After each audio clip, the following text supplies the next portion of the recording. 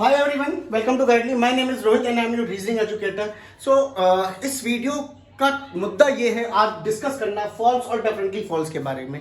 भाई साहब ये सुबह से चर्चा बहुत चल रही है, कुछ लोग कंफ्यूज हैं, कुछ लोग बिल्कुल ही तरीके से कंफ्यूज हैं। तो इस वीडियो के एंड में आपको दो ही चीज़ पता चलेगी, या प्रॉपर तरीके से समझ जाओगे या तो फिर आपके मन में डाउट रहेगा और स्टिल वो डाउट ये होगा कि इन पे भरोसा नहीं है, ये रोहित सर पे भरोसा नहीं है। बस ये दो ही ऑप्शन हो सकते हैं। चलो कोशिश ये करूंगा कि आपके मन में कोई डाउट ना है और आपको सारी चीजें क्लियर हो, और क्लियर होंगी तो कमेंट सेक्शन में जरूर बताना, लेकिन वीडियो शुरू से लेकर एंड तक जरूर देखना यार please, it's my humble request. चलो स्टेटमेंट, पहले तो ये चीज समझो, डेफिनेटली फॉल्स तब हम करेंगे जब आपको कंफर्म पता हो, कंफर्म रिलेशन पता हो। और फॉल्स कब लगाएंगे? जब हमें दो एलिमेंट के बीच में कांसे वाली सिचुएशन बन रही हो, मतलब फॉल्स। पहला स्टेटमेंट लिखिए, A is greater than B which is equals to C which is less than B. Conclusion, A is greater than D, A is less than D, A is equals to D. अब सुनिएगा, इसमें से कौन सा definitely false है? आप क्या करोगे, पहले ए और डी, ए और डी, ए और डी।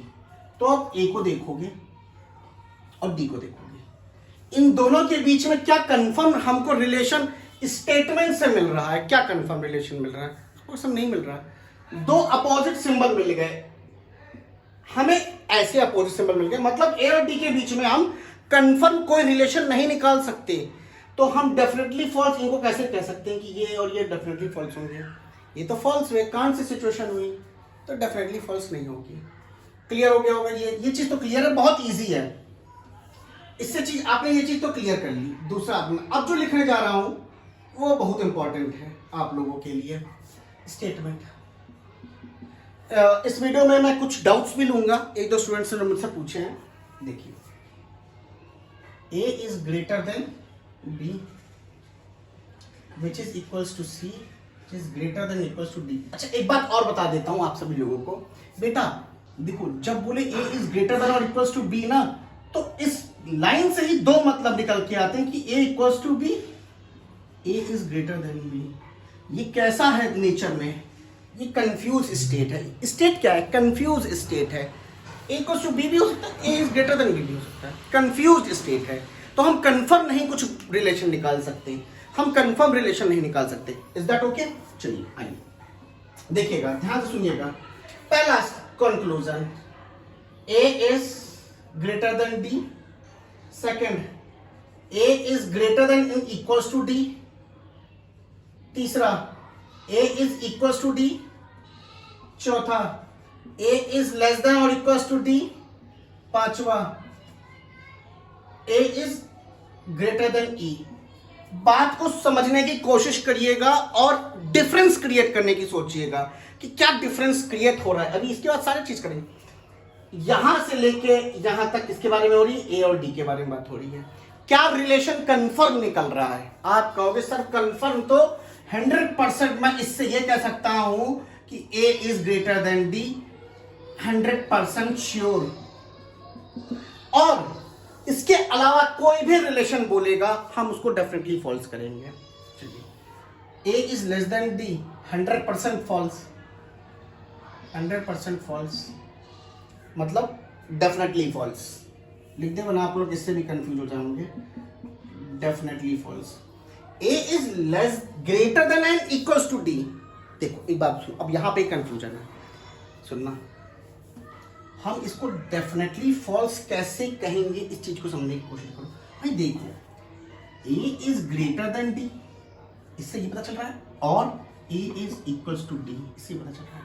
लेकिन स्टेटमेंट में कंफर्म कह दिया कि ए तो बड़ा होगा ही होगा डी से, ए तो बड़ा होगा ही होगा डी से। यहां ए तो बड़ा होगा डी से, लेकिन इसके बारे में क्या बात चल रही है ये बताओ। क्या ये हो सकता है कभी कि a is equal to D? ये कभी भी नहीं हो सकता, कभी भी नहीं हो सकता। मैं बोल रहा हूं, इसका मतलब ये है कि ये अनंत काल तक नहीं बन सकता a is equals to d, ये अनंत काल तक नहीं बन सकता a is equals to d. That is why because of this equality I can say कि ये definitely false है. बट अगर इसी सवाल से ये आपका क्या बन जाता, फिर ट्रू बन जाता, बट वो चीज गलत थी. अगर हम इक्वल्स टू यहां से हटा देते तो आंसर क्या है, डेफिनेटली फॉल्स. अभी रुके रहो, मैं सारे डाउट्स क्लियर कराऊंगा.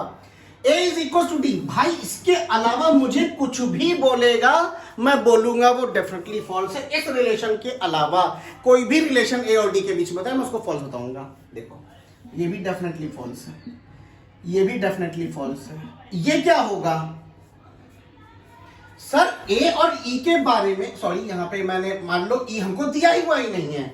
सर जब हमें ई के बारे में कुछ दिया ही नहीं है, स्टेटमेंट में कुछ नहीं पता चल रहा ना, 100% श्योरिटी के सबूत है क्या तुम्हारे पास? नहीं है सबूत. इसका मतलब क्या हो जाएगा कि जब पता ही नहीं है तो उसको मैं डेफिनेटली फॉल्स कैसे कह सकता हूं? ये तो फॉल्स हो गया. That's it. ठीक, अभी कहानी खत्म नहीं हुई मेरे प्यारे प्यारे बच्चों, अभी कहानी शुरू हुई है. ये आपकी कहानी शुरू हुई है अभी अभी. चलो एक और लिख रहा हूं जो बहुत प्यारा है, बहुत प्यारा स्टेटमेंट. नोट करते हुए चलोगे, इसके बाद ही डिफरेंस समझोगे. समझ लो उसमें क्या है. कंफर्म रिलेशन ये निकल के आ रहा था कि A is greater than D. Confirm relation. आगे देखो,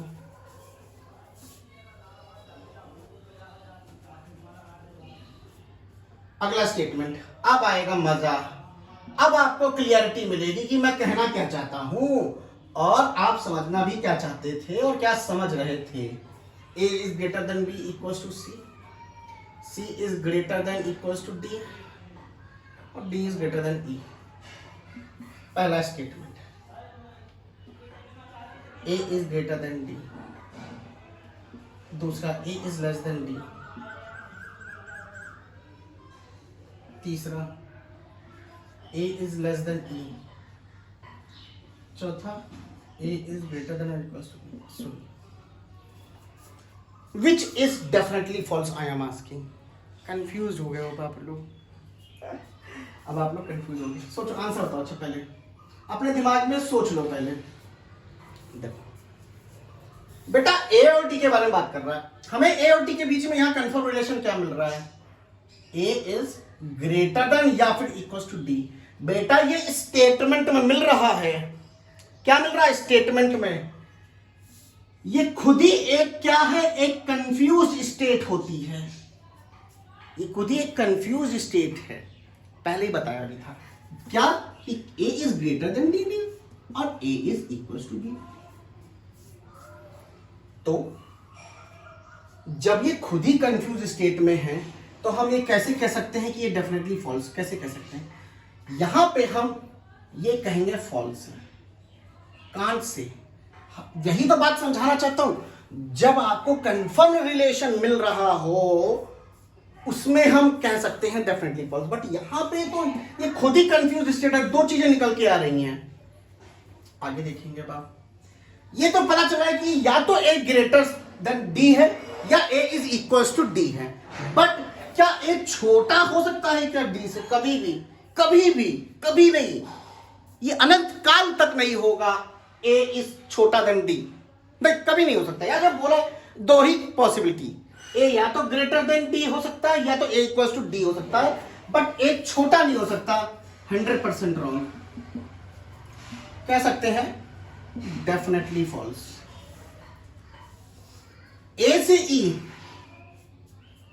ई आपको कंफर्म रिलेशन क्या मिल रहा है? अब यहां पे point to be noted. Sir confirm मिल रहा कि A is greater than E. Confirm है. या इसके अलावा और कुछ भी दे दो हम उसको डेफिनेटली फॉल्स. अरे बाप रे, ज्यादा जोश में आ गए. कुछ भी लगा देंगे. क्या डेफिनेटली फॉल्स? इसके अलावा कुछ भी दे दो. देखो, अरे ये तो डेफिनेटली फॉल्स हुआ. अरे ये भी डेफिनेटली फॉल्स हुआ. अरे तो ये पूछा. पिक्चर क्लियर हुई मेरे दोस्त कि कब हमें किस हिसाब से क्या सोचना है. स्टेटमेंट से काफी कुछ चीजें, स्टेटमेंट से यही चीज निकल के आ रही है, और ये यही क्या है, कंफ्यूज स्टेट है। यहां तो ये बात है या तो ये बातें होगी, दैट्स इट। नाउ अब डाउट लेते हैं। तो सबसे पहला डाउट लेंगे हम लकी भाई साहब का, जो जिन्होंने ये मेरे को मतलब सीधे बोल दिया गलत हो तुम तो गलत हो, हटाओ, ठीक है। चलो फिर भी देखो, still I am supporting him just because कि शायद आपको कंसेप्ट क्लियर हो जाए और आपके एग्जाम में मार्क्स ना कटे। चलो, इन्होंने क्या लिख के भेजा है स्टेटमेंट कि A is greater than B, greater than C, greater than equals to D. Statement A is equals to C. Second, A is less than C. तीसरा, ए इज ग्रेटर देन और इक्वल्स टू सी। शायद आप लोगों ने smart boys होंगे अगर या girls होंगी, इसका आंसर को निकाल लो, क्योंकि ऑलरेडी मैंने बता दिया है इसका आंसर। भाई पूछा क्या है, ए और सी के बारे में क्या रिलेशन निकल के आ रहा, ए और सी के बारे में confirm, A is greater than C, confirm 100% sure, 100% I am sure, I am 100% sure that A and C के बीच में A is greater than C ही होगा। क्या A is equal to C हो सकता है? नहीं, ये तो डेफिनेटली फॉल्स होगा। इसके अलावा कुछ और देगा, हम उसको डेफिनेटली फॉल्स बोलेंगे। क्या ये हो सकता है? नहीं भाई, डेफिनेटली फॉल्स। क्या ये हो सकता है? नहीं भाई, डेफिनेटली फॉल्स।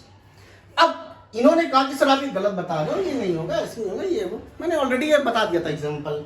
इन्होंने देखो सीधा साधा एक बात कहे तो मुझे सिंपली स्टार्टिंग में ही गलत साबित कर दिया कि भैया आप गलत हो। इसका मतलब है कि आप मेरे पर ट्रस्ट नहीं करते, मत करो ट्रस्ट, ठीक है, कोई दिक्कत नहीं है। हम तुमको यहाँ पे फिर भी मिलेंगे 1 साल बाद, 2 साल बाद, ठीक है, कंपनी छोड़ के नहीं जा रहे हैं, ठीक, क्लियर हो गया है।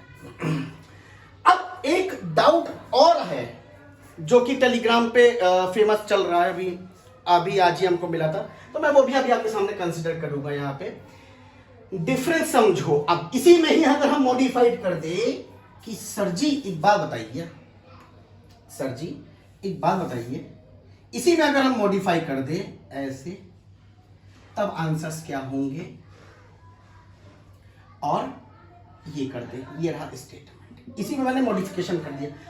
अब मैं तुमसे पूछ रहा हूं ए और सी के बीच में क्या रिलेशन है, ए और सी के बीच में क्या रिलेशन है? जवाब दोगे रोहित सर स्टेटमेंट से पता चल रहा है कि ए इज ग्रेटर देन और इक्वल टू सी। इसका मतलब सर इससे जुड़ा हुआ या तो ए इज ग्रेटर देन सी हो सकता है, या तो ए इज इक्वल टू सी हो सकता है, बस। इसके अलावा कुछ भी देगा मैं उसको गलत कर दूंगा, सीधी सी बात है। चलो देखते हैं भाई, ए इज इक्वल टू सी क्या होगा? ए इज इक्वल टू सी, आप कहोगे सर ये डेफिनेटली फॉल्स नहीं होगा सर, ये तो फॉल्स हो जाएगा, ये तो फॉल्स हो जाएगा, ये तो फॉल्स हो जाएगा। सर ये क्या है? ए इज लेस देन सी, ये तो कभी भी नहीं हो सकता। ए छोटा सी से, ए या तो बड़ा होगा सी से, या तो एक ये हो जाएगा डेफिनेटली फॉल्स। फिर से ये सेम चीज, ए इज लेस देन और इक्वल टू सी तो कभी नहीं हो सकता सर, डेफिनेटली फॉल्स। सर एक और कंक्लूजन लिखना चाहता हूं, प्लीज लिख के दिखा दीजिए। चौथा, A is greater than C, A is greater than C, क्या कहोगे? अभी भी according to this we can't say this is definitely false, this is false, only false, only false. पांचवा, ए इज ग्रेटर देन और equal to C, sir ये तो true हो गया, ये तो ट्रू हो गया, ये तो ट्रू हो गया। डिफरेंस समझे भाई मेरे, क्या मैं कहना चाहता हूं, बस। अभी भी नहीं समझ में आया तो हम कुछ नहीं कह सकते, ठीक है।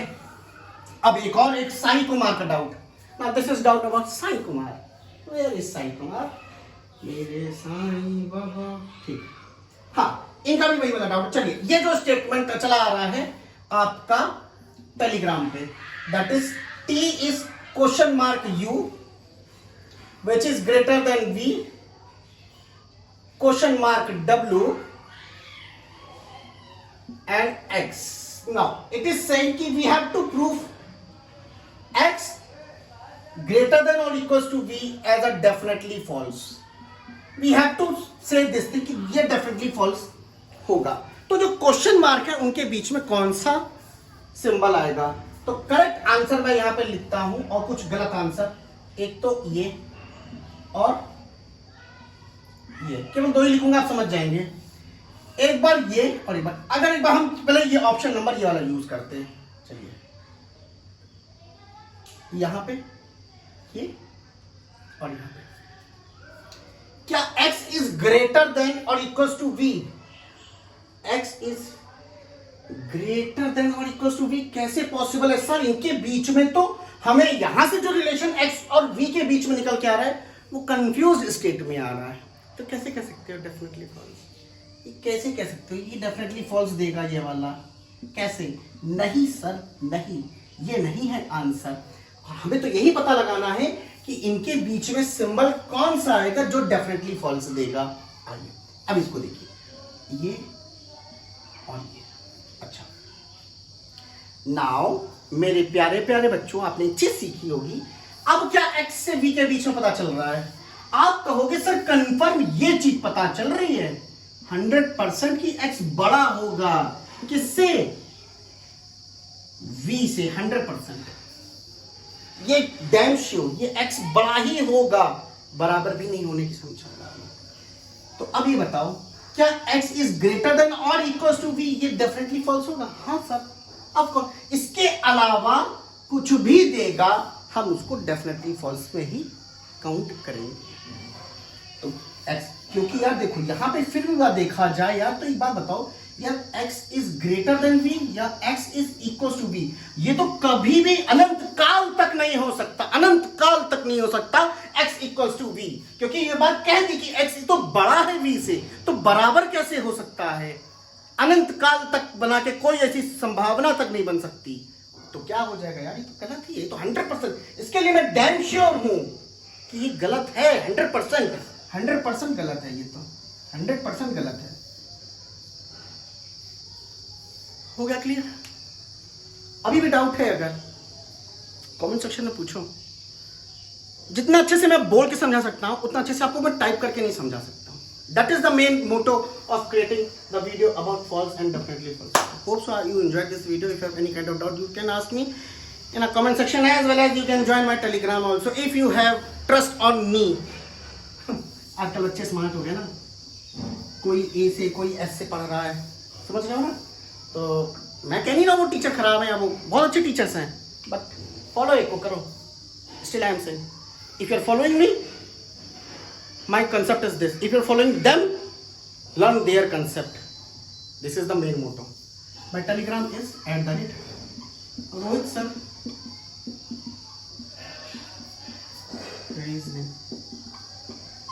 पहली स्टेप की गलती ये होती है कि आप फैकल्टी को स्विच करते हो. एक को पकड़ो बस, एक, चाहे वो मैथ्स हो चाहे वो रीजनिंग का, एक पकड़ो. एक मैथ का, एक रीजनिंग का. सबसे पहली गलती ये बच्चे करते हैं, तितर बितर भागता है, आधा इससे पढ़ेगा आधा उससे पढ़ेगा, एक साल निकल जाता है. ठीक है, ये गलती ना करो. Bye bye, take care and have a nice day.